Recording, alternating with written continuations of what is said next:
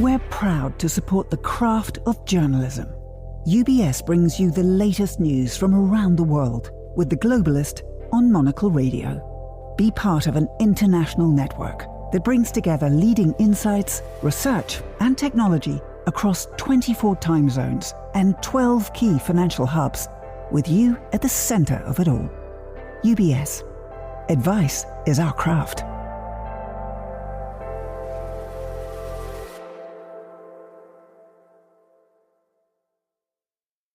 You're listening to The Globalist, first broadcast on the 26th of May 2025 on Monocle Radio. The Globalist, in association with UBS.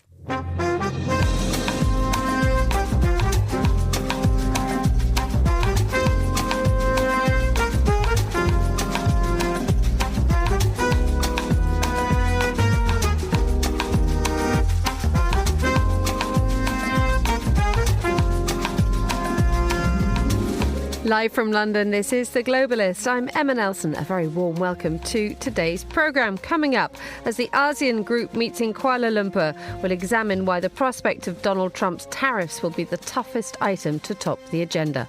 Also ahead in the next 60 minutes. We hope that additional pressures will be put on Israel to end the war, open the borders, but also end the occupation and move to peace. The so-called Gaza Contact Group meets in Madrid with growing calls for sanctions and arms embargoes against Israel. We'll have the latest. Plus, you might no longer make a purchase with a few clicks, but you can receive a beautiful printed catalogue that features the shop's seasonal buys. We'll ask if the fashion catalogue is making a comeback. We'll also hear the latest urbanism news, go through the papers and learn why the appetite for digital art is as strong as ever. That's all coming up on The Globalist, live from London.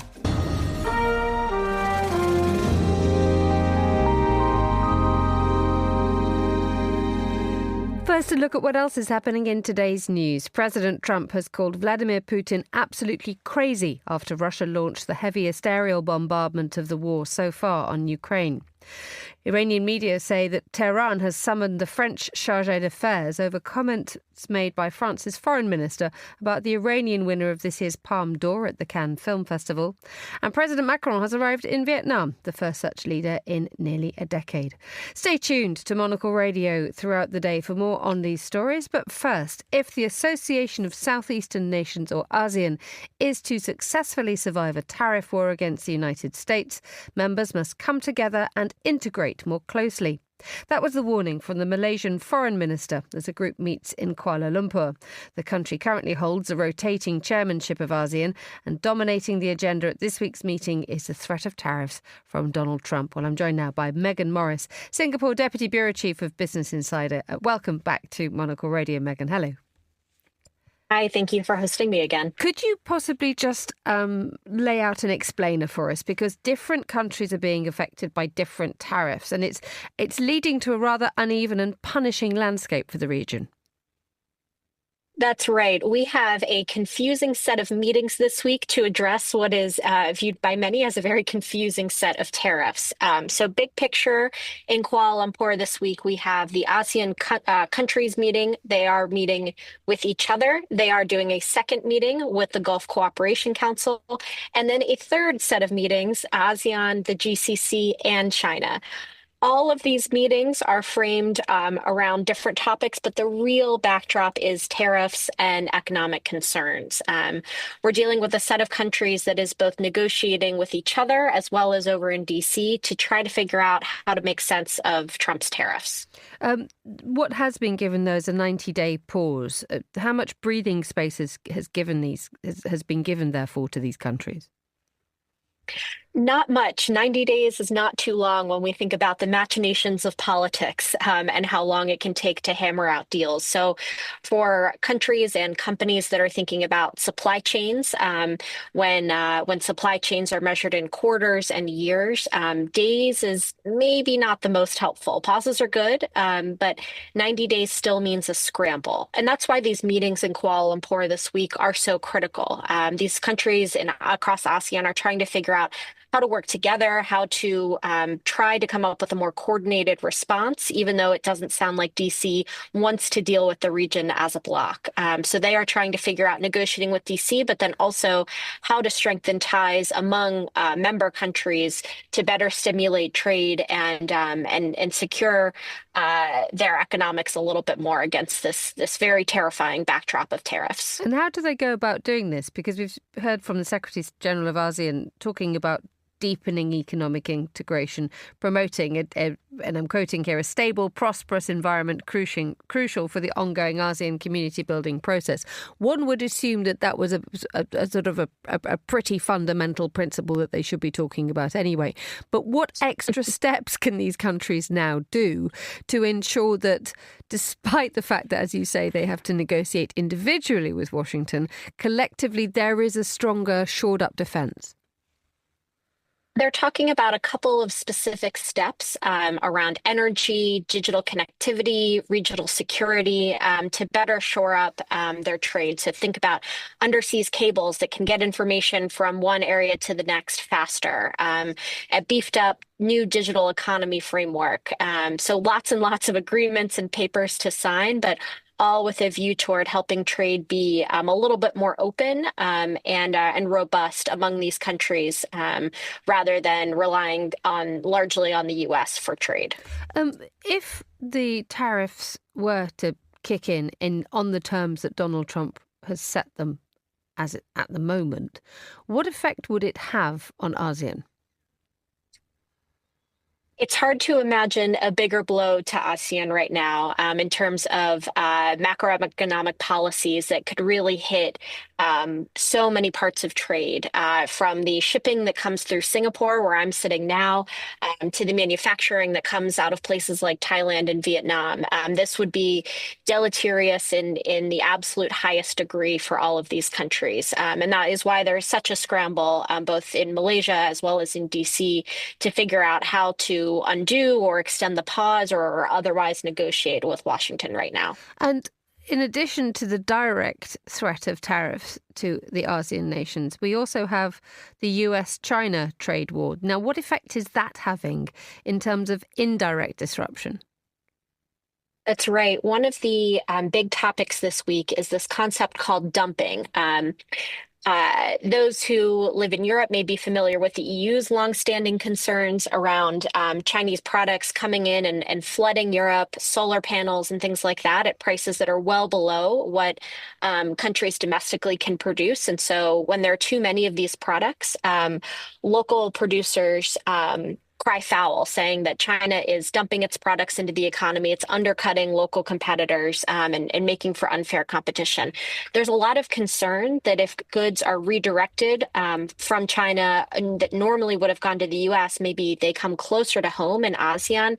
There could be a lot of dumping concerns too. Thailand's foreign minister was asked about this, and he said, quote, "When there's a big volume of products from China, it also helps the Thai economy because people can buy things cheaper than produced in Thailand," end quote. That's a pretty unusual response, and it shows the tightrope that these ministers and negotiators need to walk between shoring up their own economies while not displeasing China, a major trading partner. Indeed. I mean, not displeasing China is enormously important here, isn't it? Because as the United States may be pulling down the shutters, China suddenly becomes a much more important player, important enough already. And there's going to be a summit on Tuesday, isn't there, with the Chinese President, Premier Li Keqiang, and leaders from the GCC. They're going to have more people coming in, from Bahrain, Kuwait, Oman, Saudi Arabia and the UAE.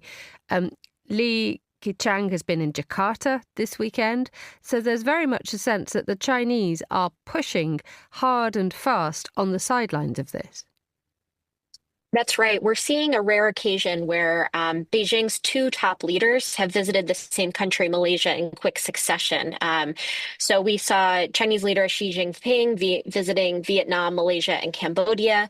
During that time, he was pitching for a unified Asian family. That was a pretty clear reference toward shoring up alliances against the U.S. And now we see Premier Li Keqiang attending the inaugural ASEAN-China Summit, GCC China Summit. And that really is an interesting escalation of China's diplomatic ties and a show of strength in the region. And in addition to China, we also have President Macron, who's just arrived in Vietnam. He's doing Vietnam, Indonesia and Singapore tours. He's the first such leader to go to Vietnam in nearly a decade. And his message to them is saying, look, France is a defender of rules-based international trade, by which one can assume that Europe is being factored into that as well. How much is this a fresh voice or an important voice in reshaping a future that perhaps could exclude the US? This is a very significant trip. This is Macron's first formal visit to the country. And as you said, he's doing a tour of Southeast Asia with Indonesia and Singapore, also on the docket for later this week. France and Vietnam are set to sign dozens of deals spanning energy, renewables, security, all sorts of categories. And it really shows how the EU, not just France, is trying to position itself as a trading partner of stability, one that doesn't change the rules overnight, or in a series of tweets or social media posts. So it really is a show of force from France and by extension, the broader EU, that they are open for business and that they can be a force for stability when that can be harder to find from their American counterparts. Megan Morris in Singapore, thank you so much for joining us on Monocle Radio. You're listening to The Globalist.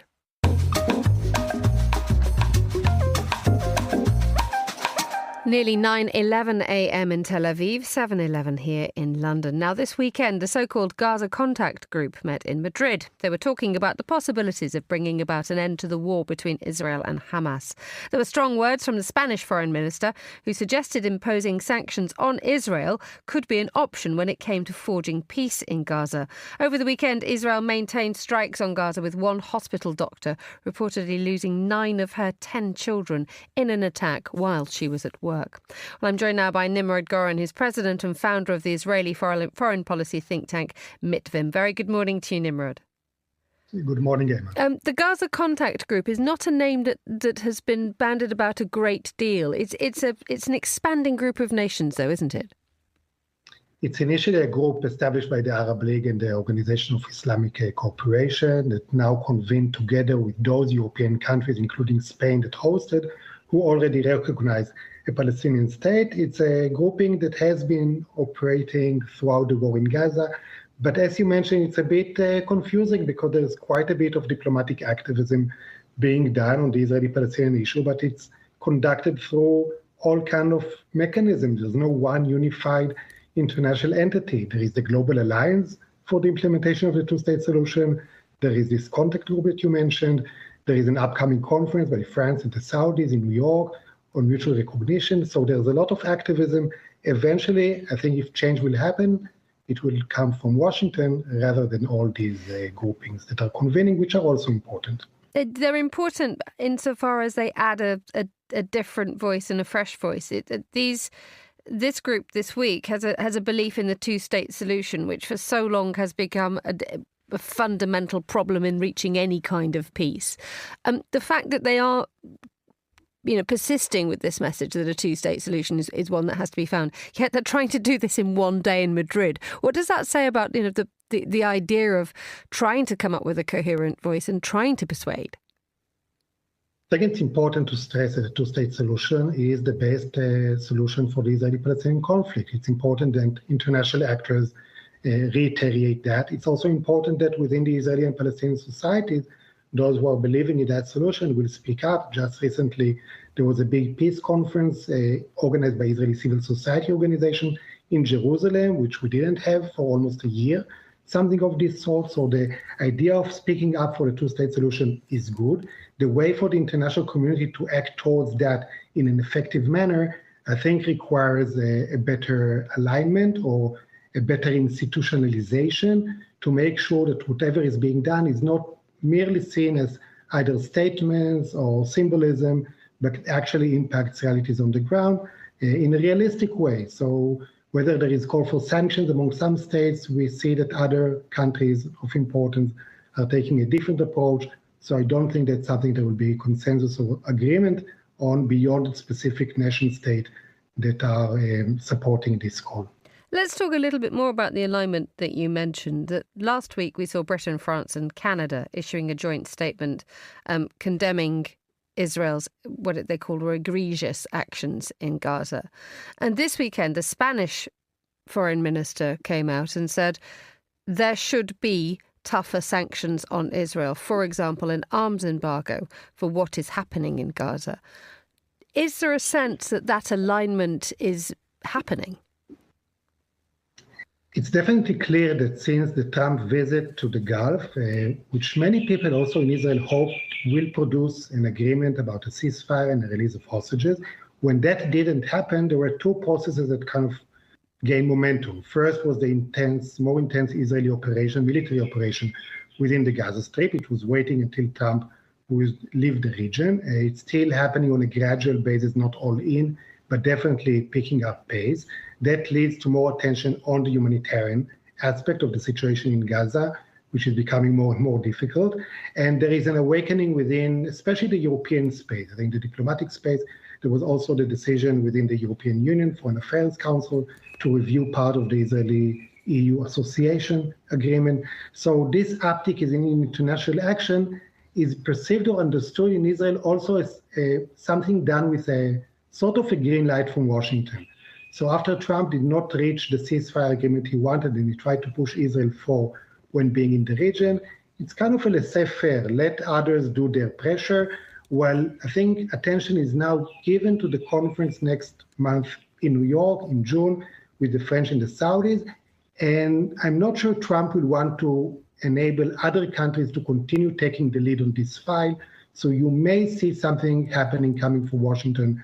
Before then, there are already some rumors or leaks or even statements by Trump this morning about him doing something quick to end the war. So I guess we will see more diplomatic activism. But again, I don't think that whatever will be the game changer will be on all these signals to Israel that pressure is building up.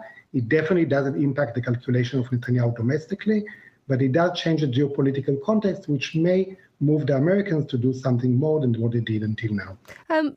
Let's deal with something that's happening this morning, that there's the controversial Gaza Humanitarian Foundation. It was pulled together to aid delivery into Gaza.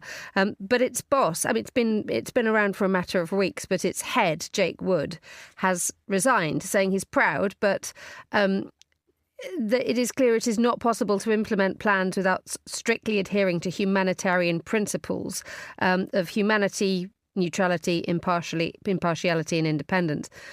So within weeks, we have the head of the Gaza Humanitarian Foundation saying, I can't do this because this does not meet the basic principles which we all need to adhere to. What does that say about the US and the Israelis' efforts to try to get aid into Gaza? I think from day one, this initiative or this plan of humanitarian support was rejected by all the major international organizations or agencies that are working on delivering humanitarian aid to the people of Gaza. It didn't seem something that could work or is realistic. There are also revelations within the Israeli media about how all kind of actors try to benefit financially from that, also in Israel and the US. So this whole operation is kind of a fiasco, the way it's being played out until now. Also the plan of concentrating the population of Gaza within some distinct area in which there will be only 4 centers to distribute aid. That can't work, but it's broader than that. It's what Israel wants to achieve in Gaza with its offensive now, and the plans that the government puts forward about occupying most of Gaza for the longer term, pushing population from where they are to other locations. This is something that also within Israel, again, is raising a lot of concern. Not that people are so much aware of the humanitarian situation in Gaza. Not enough people know what is happening there, but also because there is concern about the fate of the Israeli hostages, the living hostages that are still in Gaza, are not released and whose lives are endangered by this continued situation, plus the lack of any plan for a day after. Is this war going forever? How will Israel go out of it? What are the social consequences of that for our society, for our ability to be working on the international stage, to people who do reserve service in the military that never end? So there's a lot of prices, I think, that Israel pays that are not related to the international pressure domestically, which could be drivers of change as Israel is supposed to go to the polls for new elections next year. So it's becoming a political discussion with a lot of frustration with how the government is conducting its business in a way that supports Netanyahu's political needs, perhaps, but not Israel's national good. Nimr Gorin, thank you so much as ever for joining us on Monocle Radio. Still to come. The fact of the matter is that in any conceivable scenario, the American market will retain its importance and the US companies will retain their importance as sort of partners of choice. We hear from Hiski Haukala, head of the Finnish Institute for International Affairs at a tech and business conference in Seattle. This is The Globalist. IQ, EQ, and AI. 3 components key to the craft of innovation at UBS. Because to stay ahead in a rapidly evolving age, you need a partner with decades of experience, endless passion for the work, and a finger on the pulse of leading technologies, bridging human expertise with artificial intelligence, all to elevate you. UBS. Banking is our craft.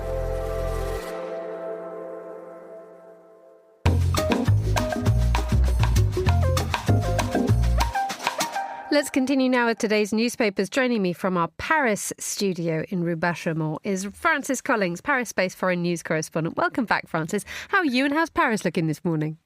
Paris is looking delightful this morning. I had a wet weekend. It was all a bit comme ci, comme ça, as they would say with regards to the weather, because we've been having a little period of intense showers and then it suddenly gets very warm and quite humid. But today looks very nice. Excellent.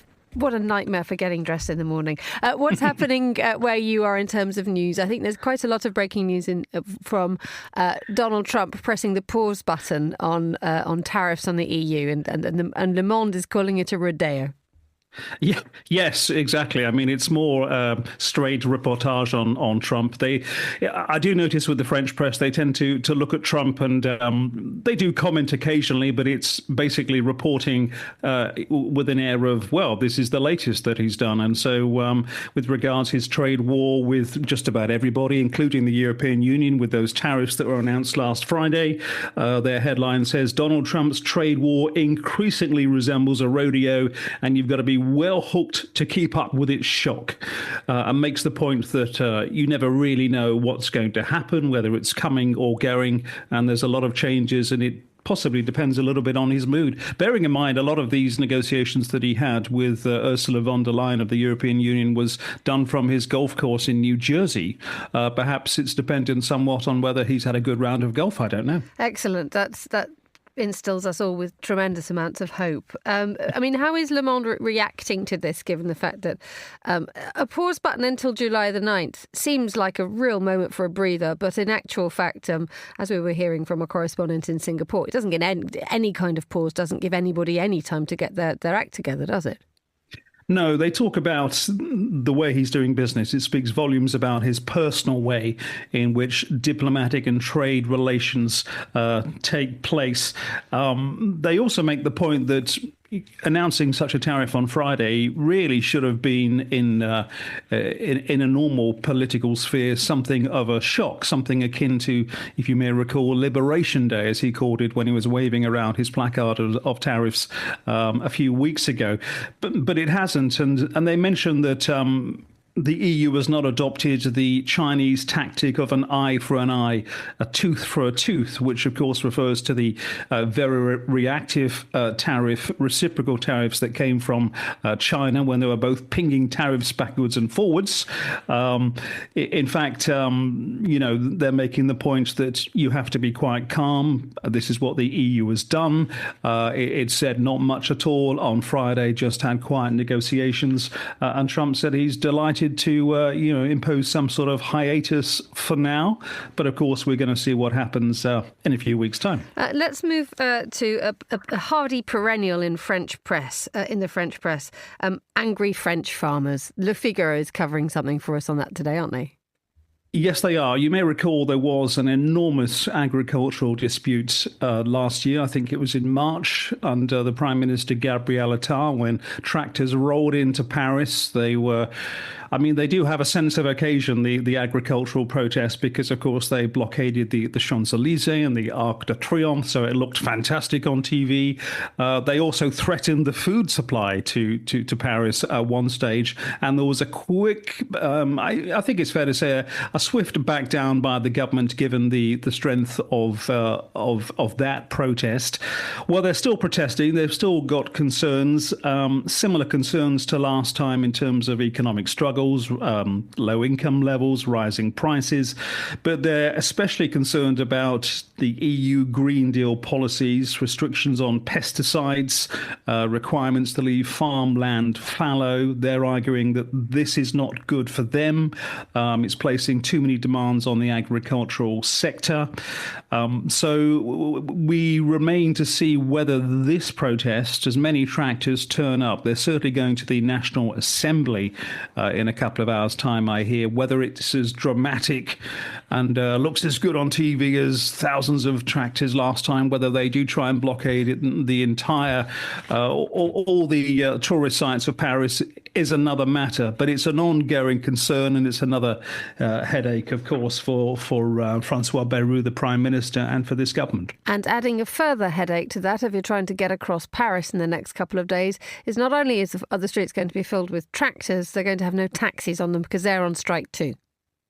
Yes, they have their own set of grievances. It is a little bit of a cliche, but I must admit I do quite enjoy the fact. I saw a comedian once who said that if the broadband goes down in France, they'll set fire to a few Renaults on the street. It does seem they have an ability to protest, which I personally quite admire, because, certainly in the UK, I think sometimes we can be a little bit passive and, oh, well, that's happened.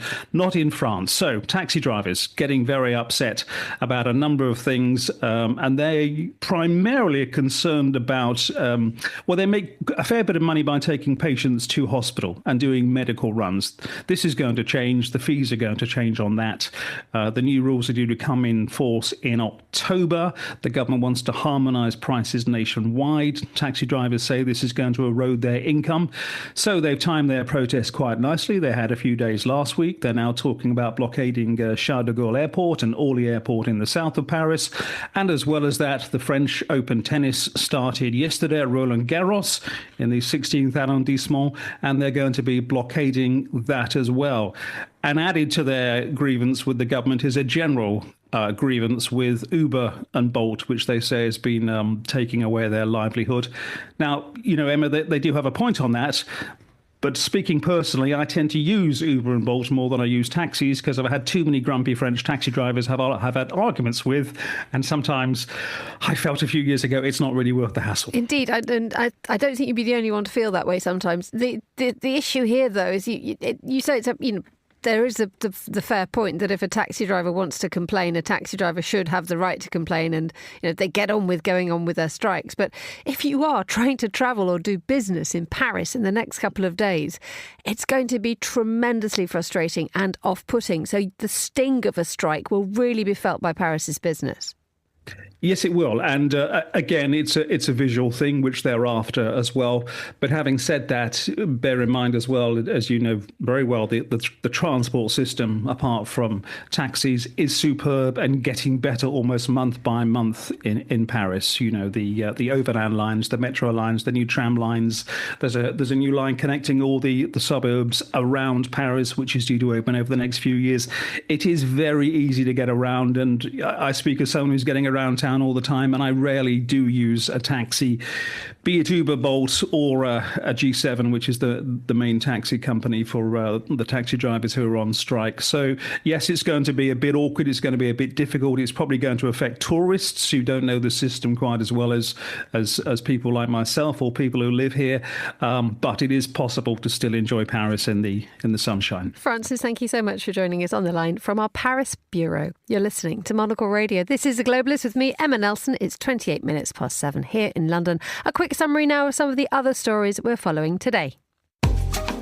President Trump has called Vladimir Putin absolutely crazy after Russia launched the heaviest aerial bombardment of the war so far on Ukraine. The US president also wrote, "What the hell happened to him? He's killing a lot of people." Reports in the Iranian media say Tehran has summoned the French chargé d'affaires over comments made by France's foreign minister about the Iranian winner of this year's Palme d'Or Prize at the Cannes Film Festival. Jean-Noël Barrot said the film It Was Just an Accident by the dissident filmmaker Jafar Panahi was a gesture of resistance against the Iranian regime's oppression. And President Macron has arrived in Vietnam, the first such leader in nearly a decade. The tour, which also takes in Indonesia and Singapore, is meant to present France as a defender of rules-based international trade at a time when the Trump administration is using coercive methods. This is The Globalist. Stay tuned.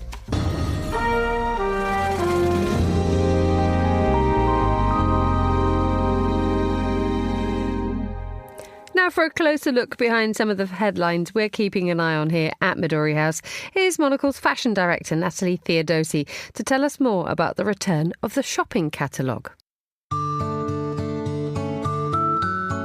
Headlines in the luxury retail sector suggest fear and uncertainty, particularly in the US, where famed department store group Saks Global is struggling to execute its turnaround plans.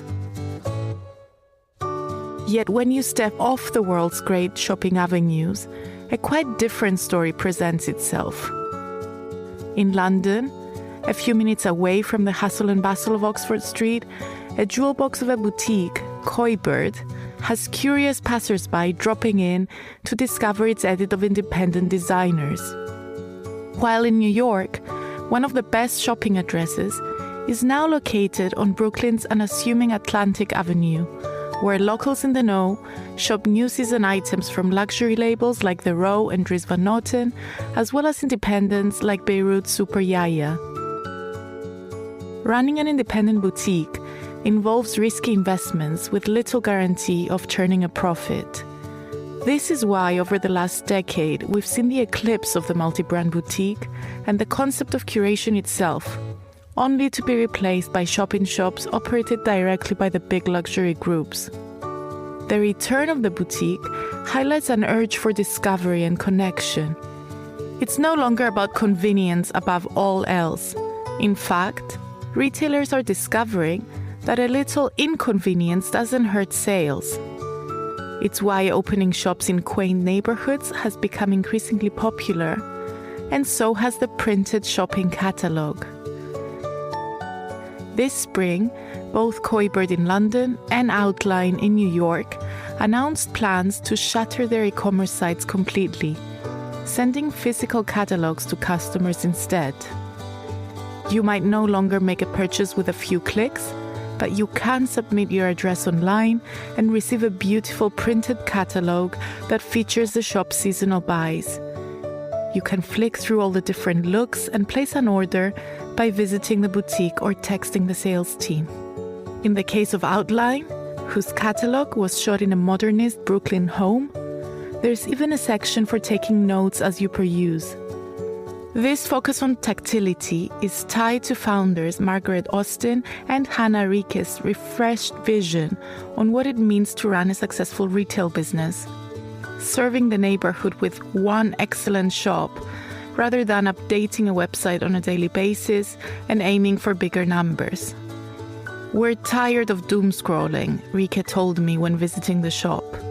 "There's way too much product out there. It's almost like going grocery shopping." But it seems that the pendulum is now swinging. The return of the catalogue could easily be dismissed as a one-off marketing experiment steeped in nostalgia, not unlike the brief revival of early 2000s fashion and gadgets like CD players. But it might also signal the return of a more mindful way to shop and a more human-centric approach to luxury.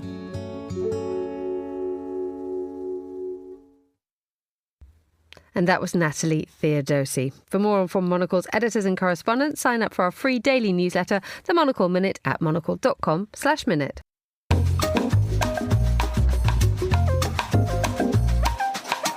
Now, Venezuela held its parliamentary elections this weekend, but the main opposition boycotted the polls, saying voting would legitimise another sham election. Well, joining us now in the studio is Oscar Guardiola Rivera, Professor in International Law and International Affairs at Birkbeck College. Good morning, Oscar. Good morning to you. We have a result. We do have a result according to the CNE, the Electoral Council. A turnout of 17% gave us a result of 82%, an 82% win for the government. So exactly as expected, huge support. But it was apparent that the turnout was pretty low. No campaign in the streets had taken place, and most people would say they are not ready to go out and vote. Indeed. And what we were hearing is that the opposition leaders saying, look, last year Nicolas Maduro declared victory in a presidential election that was clearly won by somebody else, but didn't provide any evidence to support his claim. So why should people be voting this time around? Was that message heard?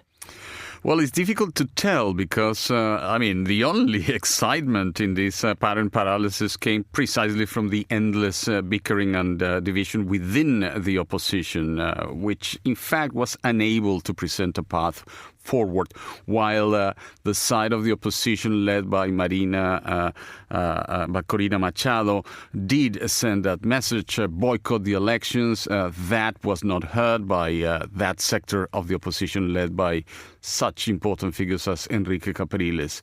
Capriles' faction may have obtained close to 6% of the vote, but clearly neither of those two strategies worked. I mean, he was trying to get a seat in the National Assembly. Has that happened? Apparently, he got his seat in the assembly, but the results for the opposition were bad. The opposition held at least 4 governorships before, and now only one may have won by them. And does this now mean that this election has given Nicolas Maduro a chance to take full control of the country, which he's been in charge of now for the best part of a decade? But does this now make it absolutely, it's as hard can be? Yes, I mean, the election seemed to be a calculated move to gain that kind of control, amidst the fact that the country will be plunged into further recession because of the Trump's administration decision to stop Chevron's licenses. So we might see the return of triple-digit, inflation, and the problem with that is that the hardest hit will be the people, not the regime. And just tell us a little bit more about Essequibo. It was a few months ago that Nicolas Maduro decided that Essequibo, which is Guianan, was actually Venezuelan. That was part of the election this weekend, wasn't it? What happened there?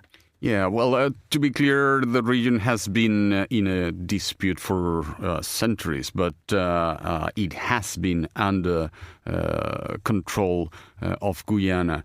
The maneuver was certainly more symbolic than anything that would have any potential impact on the ground. In fact, the elections took place, the ballot boxes were on the Venezuelan side of the border, no crossings into the Guyana-controlled side of it, but it serves the government to keep its line that it is confronting enemies on all sides. In the midst of all this, Oscar, there were bans on flights to and from Colombia. Talk us through that.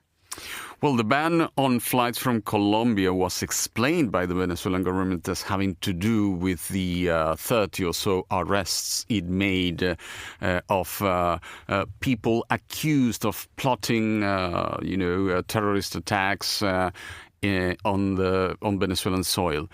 The Colombian foreign ministry said that it only heard on Monday, that on Monday there would be no flights a day before, and had received no evidence, no names, no identifications about these potential terrorists, which were identified by the Venezuelan government as of Mexican, Colombian and Ukrainian nationalities. How much of a genuine problem is this?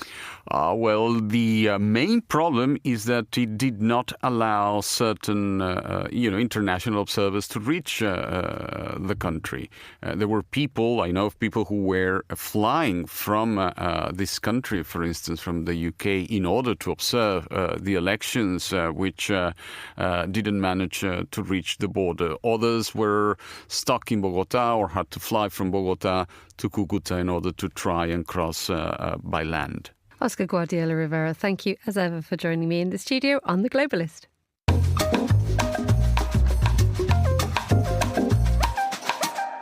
Now, technology leaders and watchers from around the world converged on Seattle last week for Microsoft's annual Build conference, a milestone for the world's most valuable company, which turns 50 this year.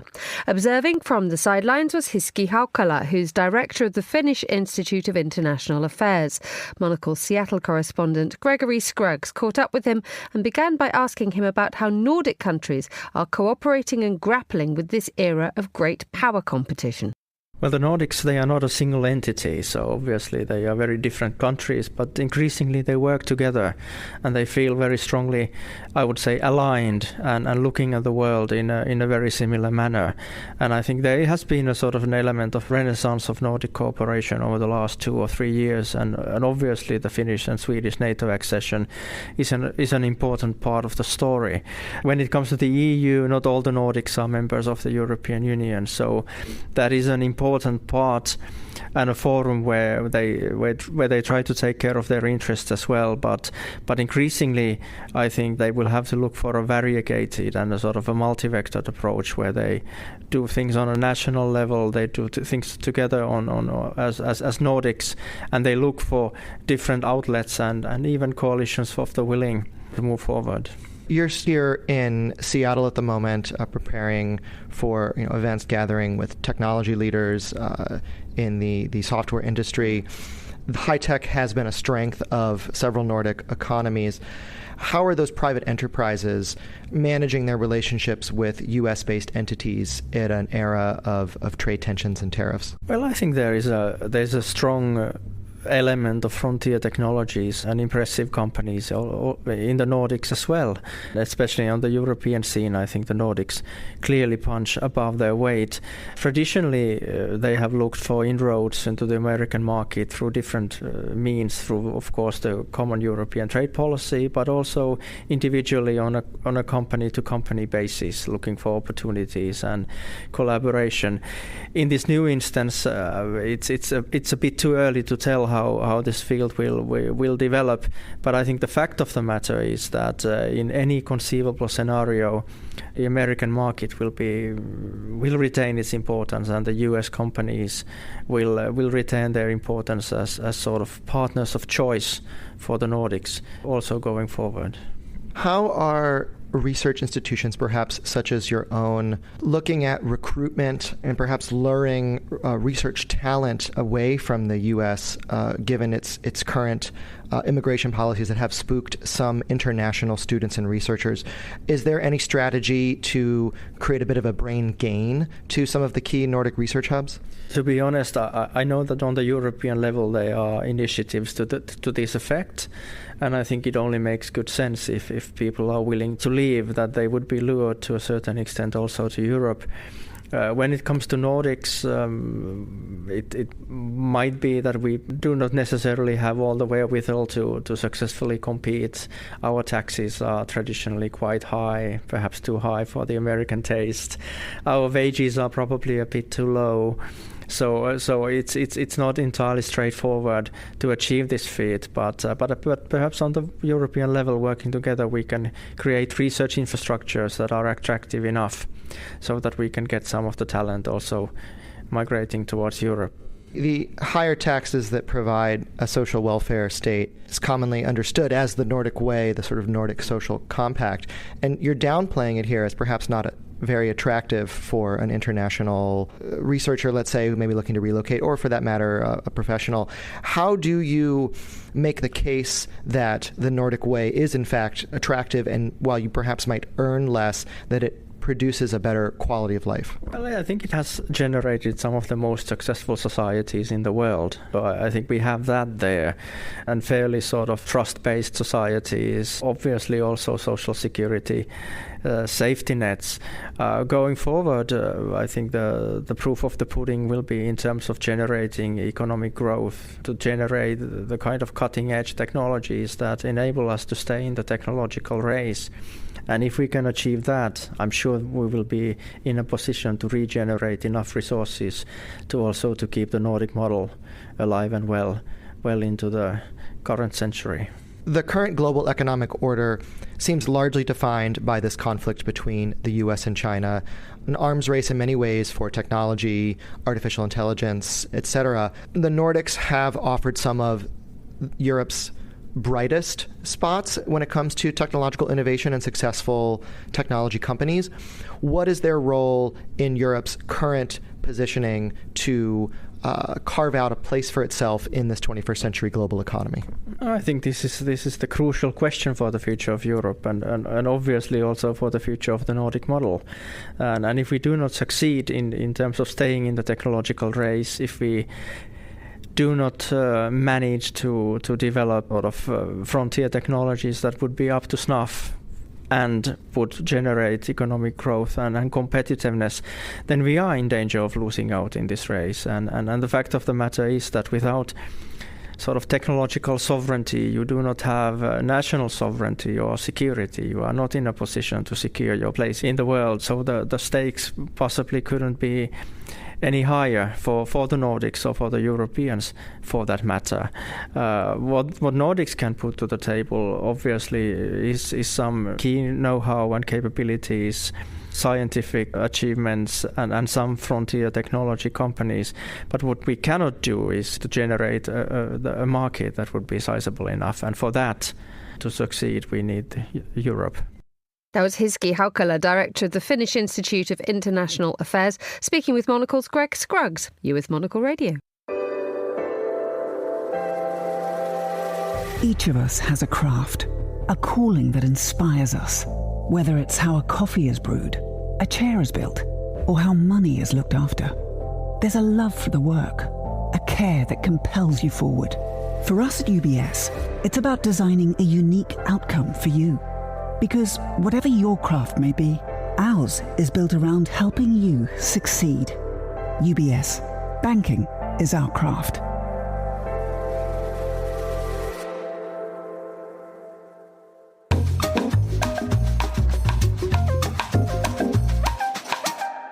It's time now to talk urbanism with Monocle's contributing editor Sheena Rossiter, who joins us now from Edmonton, Canada. Good evening, Sheena.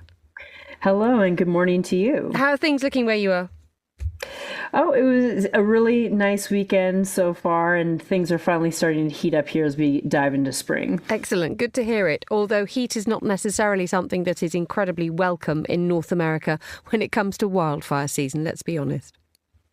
Yeah, we are on the brink of wildfire season here. In fact, some fires have already did start to burn so far here in the province, which has ultimately led to the public safety minister here in Alberta announcing plans for the province to spend 7 million Canadian dollars to have 6 different wildfire teams spread across the province to help combat these wildfires. It's not just an issue here, but in British Columbia, right next door, we also have that issue as well. And it's just a way where they're looking to try to contain it. And as of Friday, when they made this announcement, in fact, we already had 2 wildfires that were considered out of control in the province. So they're hoping that this $7 million investment, part of the funding, which is coming from the federal government, part of it that's coming from provincial government, will help sort of quell this so we don't see disasters like we did last summer when Jasper National Park burnt down. Let's move on to Los Angeles. No one forgets what happened in January, February. But the question of preparedness now comes to the fore, doesn't it, to make sure that something like this year's wildfires are prevented. Exactly. So there's a former former LA County firefighter, his name is Mark Whaling, who is looking to kind of solve one of the issues that they face. So when they were combating wildfires, and this isn't just an issue with Los Angeles, but how you battle wildfires anywhere, you need helicopters, and they really have to fly longer distances in order to be able to capture all that water, be it from, the ocean or a lake or something like that. So in order to combat that, he has started developing something called a heli hydrant, which is a relatively small open tank that can be placed in different parts of municipalities where helicopters then can go to fill up water, enabling helicopters to refill faster for urban fires rather than flying to distant lakes and ponds. So it takes about 6 minutes to fill up. They can fill up 8,500 gallons at a time. And in fact, even though he's been developing this since 2020, they already started testing it out back in November when first responders used it in a San Diego County fire there. It sounds like a perfectly good idea, but not everybody is happy about their location. Yeah, well, there are some issues because they have raised concerns about their placements in urban areas. For example, are there going to be houses and buildings or power lines around for these helicopters to get down? So are they going to get in these flight paths? Are they going to be squeezed into tighter spaces? So in those cases, firefighters will still have to choose to fly all the way out to the ocean or to a larger lake or something. So it's a solution that's a bit of a work in progress, and it still isn't perfect, but they're looking at testing it. These are all very real things that you can do in terms of preparedness, but the idea of technology playing an absolutely vital role in all of this as well is very important. Yeah, exactly. So obviously all the data that gets captured when we have emergency preparedness through things like smart cities, and smart cities are only really going to be on the rise. So according to a recent report that was released by Markets and Markets, the dollar value behind smart cities is expected to reach $1.4 trillion just in the next 5 years by 2030. That's going to be a 15.6% increase. And basically, it's just looking to advance technologies in urban areas. So using more data-driven initiatives by optimizing things like urban living, improving sustainability, and using more AI analytics and smart grids in order to do this. And some areas where they're really looking to focus this on is commercial buildings to see, because that is going to make up a large chunk of these urban centers, and it already does. And also just having smarter solutions for things like public transit and things like that to help people get around cities in easier ways. Finally, Sheena, who's doing this better? Who's doing this well? Well, the Asia-Pacific countries are the ones that are really mastering these so-called smart cities. So they're predicted to have most of the growth, particularly in India, China, and other Southeast Asian countries. There's going to be a greater demand for smart urban solutions, and initiatives such as India's Smart Cities Mission and China's new urbanization plan are really key factors for growth in those two countries in particular. And that's going to really work hand in hand with things like expansions of a 5G network. And they're going to be doing a lot of this through public-private partnerships where they're going to start to promote development through these smart cities where they're using good energy, transportation, and public services in order to adapt in these kind of high-tech places. Sheena Rossiter in Edmonton, thank you so much for joining us on Monocle Radio.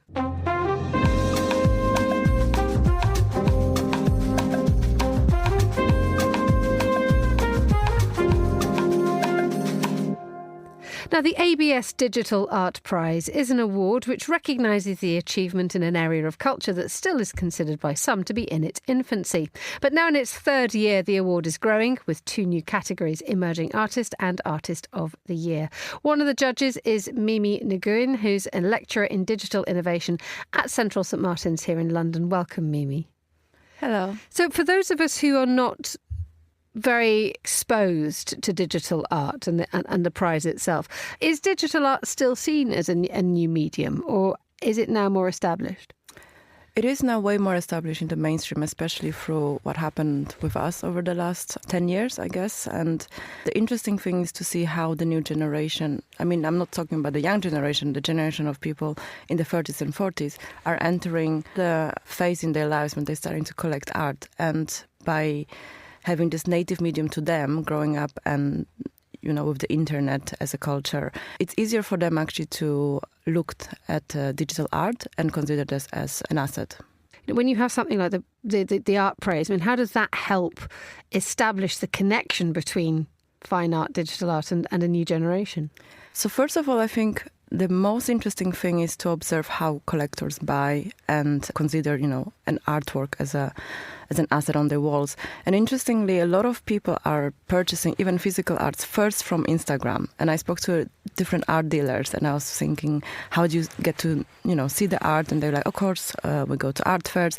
But mainly, I'm scrolling Instagram. And it's funny to see, this is how they are deciding on purchasing a physical painting, yet it's still Instagrammable. How did you respond to that? I think it's fantastic. I think because if we're already seeing this move towards this internet or online consumption, it just makes digital art easier to present because digital art is native to the medium of how we're consuming this. And where does the Digital Art Prize fit in all this? Digital Prize will help us to identify the good artist. And I think that's something that is very important because we are overflown with all this information of the Instagram. Of course, we remember Tumblr, DeviantArt, all of the platforms with digital pieces. Yet it's very hard to identify and filter out which are the good pieces, the pieces that will last, the pieces that will go to museums, the pieces that will be acknowledged and recognized by big institutions. And of course, on Instagram, we have no idea what's happening. So prizes like the ABS prize help us to highlight the artists that we, as judges, believe should get some spotlight. And from your personal perspective, how does that feel to be the tastemaker of what could be something that will last for generations? It is quite... Of course, there's a big responsibility for that, but I'm not alone here, and I'm really grateful that I had a panel of really great judges that I can look up to. There were people from White Cube, there were people from Philips Auction House, people who had experience with dealing with artworks, also not only digital ones. So we somehow got together and anonymously agreed on the selection of the artists that we want to put forward, and that was really good to hear. That was good to hear that I'm not there alone with me crazy online digital innovation person, but we actually agree because at the end of the word, it doesn't matter if it's digital art or not, it's still art. And when you have new categories inside the Art Prize about emerging artists as well as Artist of the Year, I mean, what do emerging artists now bring to the party? What does their art talk about or discuss or try and tell us? What is interesting with emerging artists is that they're still experimenting with media. And what is beautiful about it is that they don't put the medium, especially the ones that we're submitting, on the forefront of the application. So we know there is some different elements embedded in the artwork. It could be blockchain, it could be AI, it could be Photoshop, it could be anything. But it's not like, okay, this is a tech demo. This is, sometimes I call it like an Ars Electronica tech demo. But it wasn't like that. It's more about a concept and how they have been constantly working with this concept over years. Such as, and I think we understand the tools very much, the AI, the Photoshop, things that we naturally assume are not inherently artistic. But what are they used for? What messages are being sent out by the emerging artists nowadays? It's very interesting. Sometimes they look really forward, so they're trying to imagine some techno-utopian culture or ecosystem that is going to happen to us. So it is traditionally what artists are doing. They kind of thinking as a philosopher and thinking what's going to happen to us in the next 10, 20 years, but using the medium of art or like whatever medium that they have at hand to convey this message. And also the artists are looking at the past. And who are the emerging artists who've made the list? The emerging artists are surprisingly quite young artists. So if you would go into a Frieze fair, people would call it very, very young. Because in the traditional art world, young means sometimes 50. In this case, we have artists in their 30s. We have people like Andreas Rau, who actually brings an amazing background mixing with music, and of course he's creating and working with systems, so working with generative art, which we actually can see in Tate Modern right now in the show Electric Dreams, how generative art and computer art became studied since the 60s. We have Horace Vetier, who also brings a vast experience from tech and machine learning. We have also Bart Johnson, Cesar McCann, so artists who are more embedded in also the blockchain space, experimenting with blockchain as a medium, which is very interesting, and going out into other world-building tools like game, working with artworks that could not be shown on walls because they keep developing and generating themselves. Ivona Town is a young artist similarly from a tech background, studying machine learning in Poland, in Warsaw. We have James Bloom, who also traditionally has a wide portfolio of physical works, and is Kerim Safa and Loukmi, and other fascinating works when they blending manual pixel creation with actually generative systems. And then we have Lande Herzog, a generative artist in Switzerland, who tends to work with something that I really love. It's the real time of his art, or his art was actually updated to every second that is on your device. And so every second is unique and you'll never see the same scene again. And it's browser based. Marcel Schwidlik is the artist that plays with these data sets from Caltech. And then we have Travis as well in the top 10 of emerging artist finalists. That was Mimi Nguyen, who's Director in Digital Innovation at Central St Martin's and Judge of the ABS Digital Art Prize 2025. That will be awarded in Basel next month on the 17th of June. And that's all the time we have for today's programme. The warmest of thanks to all my guests, and thanks too to our producer Chris Chermak, our researcher Francesca Jilks, and our studio manager Elliot Greenfield, with editing assistance from Steph Chungu and Jack Dewars. After the headlines, more music on the way. The briefing's live at midday here in London. The Globalist is back at the same time tomorrow. But for now, from me, Emma Nelson, goodbye. Thank you very much for listening.